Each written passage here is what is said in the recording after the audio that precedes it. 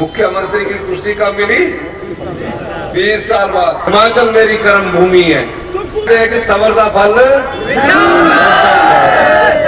कि doctor patient ratio किस प्रकार हो। 20 साल पहले आपने बीज बोया था, उसका परिणाम कितने साल बाद आया?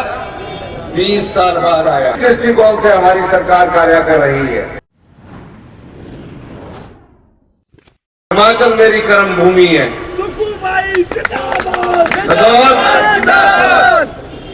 नदौन के लोग मेरे मार्गदर्शक हैं, पर दिशा मुझे हिमाचल की तय करनी है। मैं बार बार आपके पास एक बात कहता हूं, अब मौका हमें मिला है, समय अभी कम हुआ है, थोड़ा आप लोगों को भी इंतजार करना पड़ेगा। जब आप इंतजार करेंगे तो कहते हैं कि सबर का फल तो सबर का फल हमेशा मीठा होगा। लेकिन जब मैं जोलसोपड़ में अभी रुका तो मैंने देखा और मैंने उन्हें टारगेट दिया है कि इस मेडिकल कॉलेज में कोई पैसे की कमी नहीं आने दी जाएगी और अप्रैल में हम इस मेडिकल कॉलेज का उद्घाटन करेंगे। आपको भड़कना नहीं पड़ेगा, अब आपको भड़कना नहीं पड़ेगा।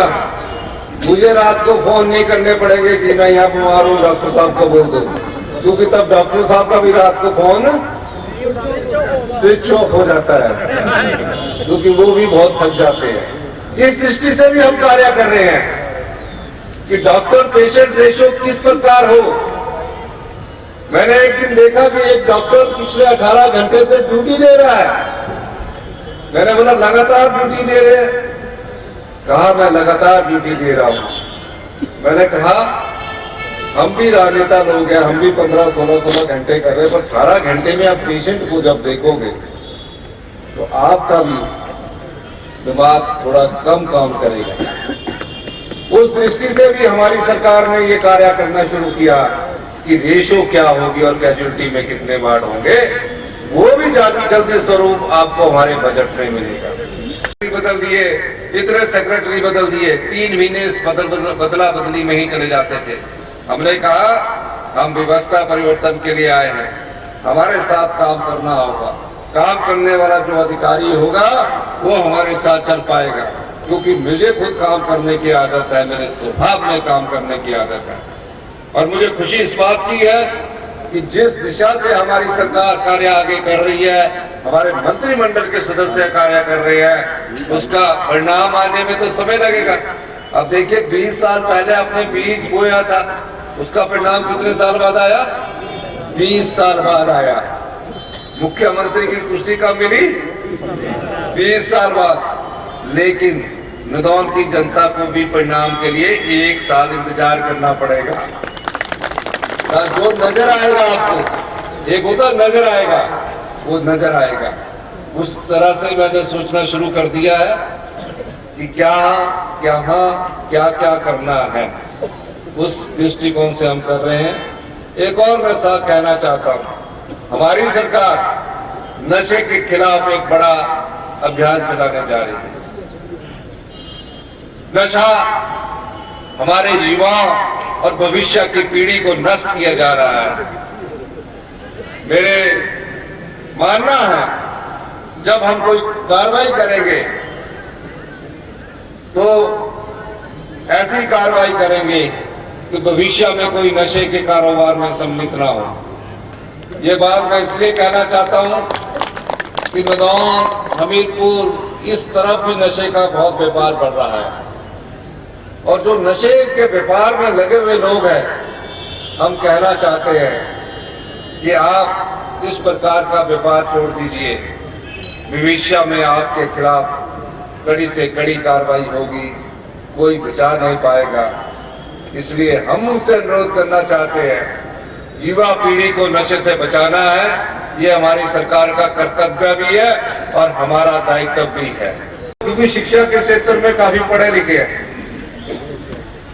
हमारे बच्चे जाएंगे प्राइवेट स्कूल्स में जाएंगे, अच्छी बात है, अच्छी शिक्षा प्राप्त करेंगे, लेकिन गवर्नमेंट स्कूल से निकाल कर हम जब अपने बच्चे दूसरे स्कूलों में भेजते हैं तो हमें दुख होता है। हमने फैसला किया कि पूरे हिमाचल प्रदेश में शाम को बच्चा किसी नशे की लत में ना पड़े, आदत में ना पड़े। हमने Rajiv Gandhi day boarding school खोलने का फैसला किया और जल्दी ही नगौर में भी एक Rajiv Gandhi day boarding school खोला जाएगा। नगौर में एक नहीं कई और स्कूल खोले जाएंगे, लेकिन उसकी सफलता को देखकर ही हम आगे स्कूल खोलेंगे। हम शिक्षा में सुधार चाहते हैं, हम स्वास्थ्य शिक्षा में सुधार चाहते हैं, लेकिन राजनीतिक जीवन में भी हम सुधार चाहते हैं। हम राजनीति में कोई उद्योग लगाने के लिए नहीं आए हैं, हम राजनीति में आप लोगों की सेवा करने आए हैं। राजनीति में थे मेरे साथ पहले सुरेश जी, संजय रतन जी विधायक है, मेरा जीवन काल को बड़ी अच्छी तरह जानते हैं। विश्वविद्यालय में हम इकट्ठे पढ़ते थे, इकट्ठे हमने जब लॉ की उस समय सोचा भी नहीं था, कभी कल्पना भी नहीं की थी कि एक ऐसा परिवार जिस परिवार में से जीवन में कभी राजनीति कभी की भी नहीं थी, उस परिवार से उठकर जब मैं राजनीति करने आया तो मन में भाव था।